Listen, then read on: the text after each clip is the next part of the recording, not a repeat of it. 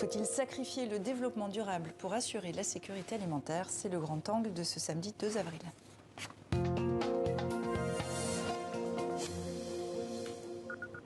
Après le Covid-19, c'est désormais la guerre en Ukraine qui pèse sur l'alimentation mondiale, au point de faire craindre à l'ONU un ouragan de famine.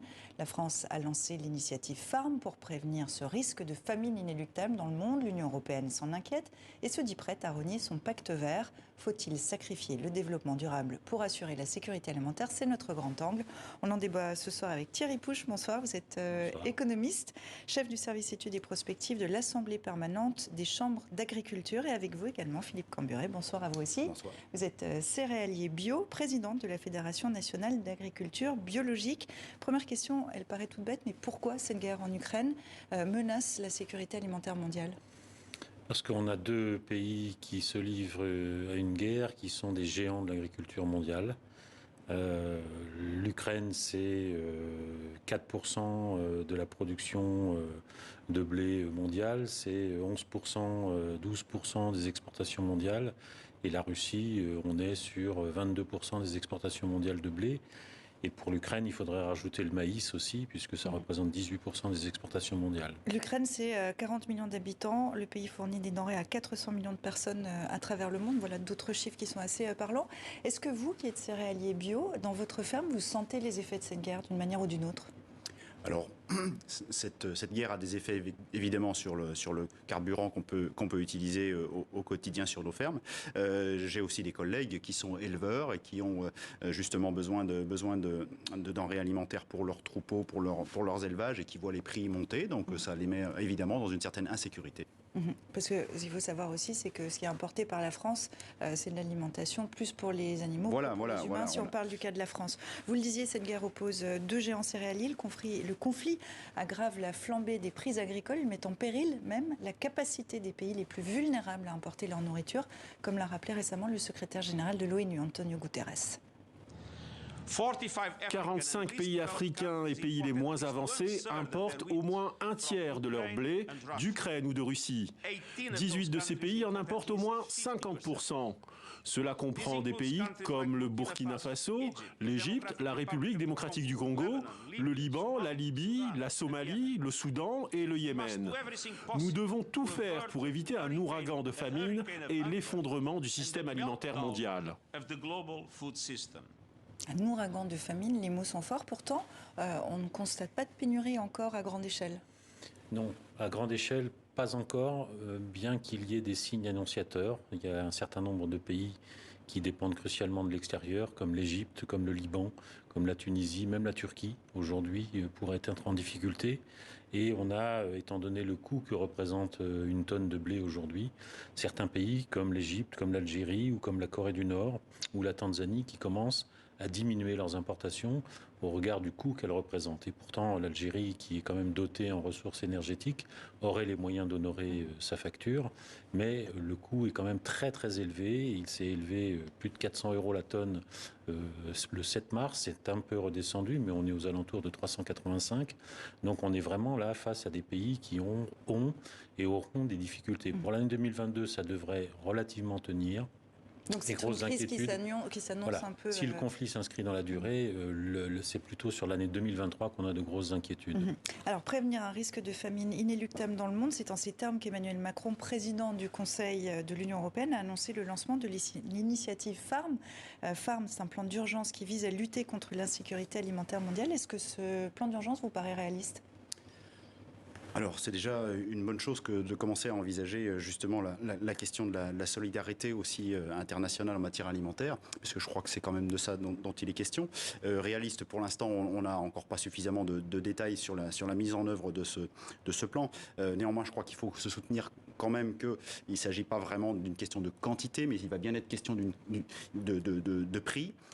Ce sont les pays qui n'auront pas peut-être de ressources énergétiques à mettre sur le marché, qui auront donc des difficultés pour s'approvisionner. Et donc, la question... Ce que vous nous dites, pardonnez-moi, je vous coupe, mais ce que vous nous dites, c'est que ça ne va rien changer, ce plan? Vous n'y croyez pas? Bon, en gros, s'il s'agit simplement de produire plus, effectivement que ça ne va rien changer. Il faut produire plus? Dans l'état actuel des choses, on a à l'échelle mondiale suffisamment de production de grains on est aux alentours de 2 milliards 500 millions de tonnes. Donc on est à peu près à l'équilibre offre-demande. Donc et en plus on a des stocks qui sont assez disponibles. Donc dans l'immédiat, si vous voulez, on peut approvisionner la plupart des pays de la planète. Quand on dit on, vous parlez de qui ? Les principaux pays exportateurs, pas seulement l'Europe. Je rappelle quand même que, puisqu'il était question des deux géants agricoles que sont la Russie et l'Ukraine, la Russie est le premier exportateur mondial de blé aujourd'hui. Depuis 2016, il vend énormément, principalement dans la zone du Moyen-Orient et de l'Afrique du Nord. C'est le premier fournisseur de l'Égypte. Ils ont historiquement d'ailleurs évincé les producteurs américains du marché égyptien.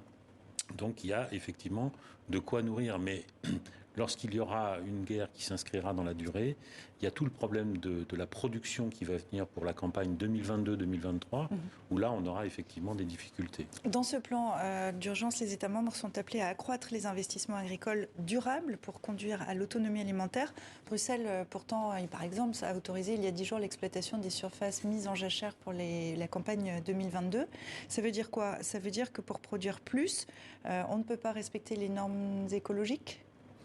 Je pense que là, justement, on est allé au maximum peut-être de la productivité et peut-être que pour produire plus, effectivement, il faudra retourner les prairies de nos élevages en France et réautoriser les OGM et revenir sur les interdictions des produits phytosanitaires, enfin des pesticides, un accès à l'eau complètement délibéré. Peut-être qu'il faudra aller jusque-là pour produire plus. Donc forcément, tous ces risques-là nous font dire qu'il faut absolument s'en tenir aux engagements environnementaux qui ont été pris jusqu'à présent, parce que c'est là que sera la solution. Mais vous êtes céréalier bio, vous pouvez produire plus ?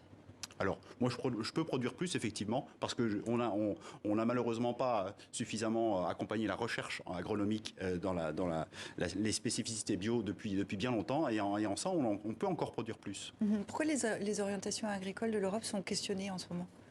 Alors, déjà, je voudrais rappeler que dans la feuille de route de la Commission européenne de la semaine dernière, il est donc question d'utiliser les surfaces cultivables qui sont jusque-là mises en jachère. Si on prend le cas de la France, ça représente quand même que 1,6% de la surface agricole utilisée. Donc c'est fait 446 000 hectares. Et le problème qu'on a, c'est que ces surfaces qui ont été mises en jachère sont en général à la fois peu fertiles ou alors elles sont situées dans des angles, dans des pentes, donc peu propices au passage des engins agricoles. Ça peut être aussi des zones humides. Donc le surcroît de production ne devrait pas être aussi important. D'autant plus que la France a quand même une production céréalière et de blé. Mais si je reprécise ma question, il y a une tension entre quantité produite et développement durable. Voilà. Elle n'est pas nouvelle cette question. Est-ce qu'aujourd'hui elle se pose de façon plus cruciale ? Elle est évidemment posée de façon cruciale et ça occasionne un débat extrêmement intense entre ceux qui préconisent une augmentation de la production pour répondre aux besoins actuels et éviter tout risque, comme le disait le secrétaire général de l'ONU, d'ouragan, de famine, et évidemment tous ceux qui sont opposés à cette perspective, qui maintiennent la problématique environnementale. Et là, on va avoir du mal à concilier tous ces avis-là. Aujourd'hui, on sait très bien que en orientant toutes les agricultures de France, d'Europe et puis du monde aussi, on sait très bien qu'on peut produire tout autant, mais justement en respectant les orientations environnementales. Aujourd'hui, on a plus de la moitié des terres qui sont, par exemple, utilisées juste pour l'alimentation des élevages intensifs, des élevages en batterie. Et en ça, il suffirait de commencer par réorienter justement ces ressources alimentaires vers de l'alimentation humaine. Mais pourtant, après des années de croissance, la consommation du bio a diminué de 3,1% l'an dernier en France. Est-ce que ces crises successives, la pandémie et la guerre maintenant, montrent les limites du bio ?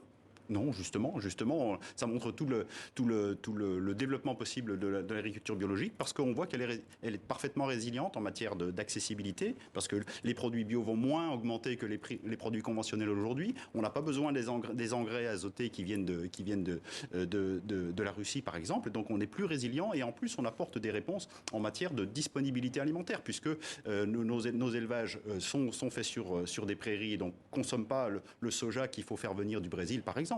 Donc c'est tout cet ensemble de solutions-là qu'on voudrait voir justement perdurer, poursuivi dans cette optique. Sur la consommation de produits issus de l'agriculture biologique, c'est vrai qu'il y a une contrainte aujourd'hui qui pèse lourdement sur cette dynamique, mais pas simplement parce qu'il y a un différentiel de prix entre le conventionnel et le bio, qui évidemment va se rétrécir comme ça vient d'être dit, mais c'est simplement parce que les ménages font des arbitrages entre le coût que représente l'énergie, le chauffage, le carburant pour leurs automobiles et le prix des produits issus de l'agriculture biologique. C'est peut-être pour eux un prix qui est encore un peu cher, mais dans le contexte actuel, l'arbitrage est fait plutôt en faveur des produits énergétiques pour qu'ils chauffent leur logement et ils délaissent un peu les produits issus de l'agriculture biologique. Mais est-ce que vous êtes d'accord pour dire que l'agriculture biologique est plus résiliente ? Alors elle est plus résiliente, mais il y a un certain nombre de débats autour justement des rendements issus de l'agriculture biologique. Il y a moins d'intrants, moins d'engrais, moins de pesticides. Donc effectivement, les rendements sur certaines cultures diminuent. Donc on va moins produire. Donc il y a tout un tas de débats, de controverses et on aura du mal, encore une fois, à concilier tous ces points de vue-là. En ce qui concerne les rendements, effectivement, on ne produit pas autant et ça justifie parfois de temps en temps l'usage de produits qu'on a décidé justement de ne plus utiliser nous. Mais on sait très bien, par exemple, qu'on a entre un quart et un tiers de l'alimentation produite qui n'est jamais consommée, qui est gaspillée. Donc déjà, simplement en travaillant sur la réduction du gaspillage, on a quasiment résolu le problème. Donc il faut vraiment se reposer toutes ces questions de consommation et aussi de techniques de production. Et la solution est entre nos mains. Ne faisons pas machine arrière, ne renonçons pas à ces ambitions écologiques qu'on a pu avoir jusqu'à présent. La question en fait qui sous-tend ce débat, c'est comment on arrive aussi à la souveraineté alimentaire. Est-ce qu'on ne confond pas parfois souveraineté alimentaire avec autosuffisance ? Ah oui, on peut confondre. Souvent, quand on entend le terme souveraineté, la personne qui s'exprime a plutôt dans l'esprit l'autosuffisance. Mais atteindre l'autosuffisance, c'est aussi une décision qui renvoie à une décision souveraine, en quelque sorte. On peut décider de tout importer, on peut décider aussi de desserrer la contrainte d'approvisionnement en produisant soi-même. Mais pour les pays concernés qui sont structurellement dépendants de l'extérieur, ça s'inscrit sur une très très longue période, parce qu'il faut des investissements, il faut un apport de technologie, d'agronomie, d'assistance aussi avec des ingénieurs, des zootechniciens. Donc ça ne va pas se régler tout de suite. Or, aujourd'hui, on a quand même des pays comme la Tunisie qui manquent de pain. On a déjà les signes annonciateurs de pénurie. Le Mali, par exemple, a fermé 3 moulins. Donc on est vraiment dans une perspective. Et justement, et ça sera la question de la fin, je vous demanderai d'être très bref. Actuellement, la France exporte beaucoup, et notamment sur le pourtour méditerranéen. Est-ce que cette guerre peut aussi être une aubaine ? Et là, je m'adresse aux producteurs céréaliers. Malheureusement, je le crains. Je crois qu'on a des visées peut-être opportunistes sur cette évolution des prix et je crois que c'est peut-être le cynisme qu'on peut retrouver dans le discours de certains aujourd'hui, oui, malheureusement. Philippe Camburet, merci beaucoup Thierry Pouche. Merci à vous aussi, merci d'être venu échanger vos points de vue ici dans 64 minutes.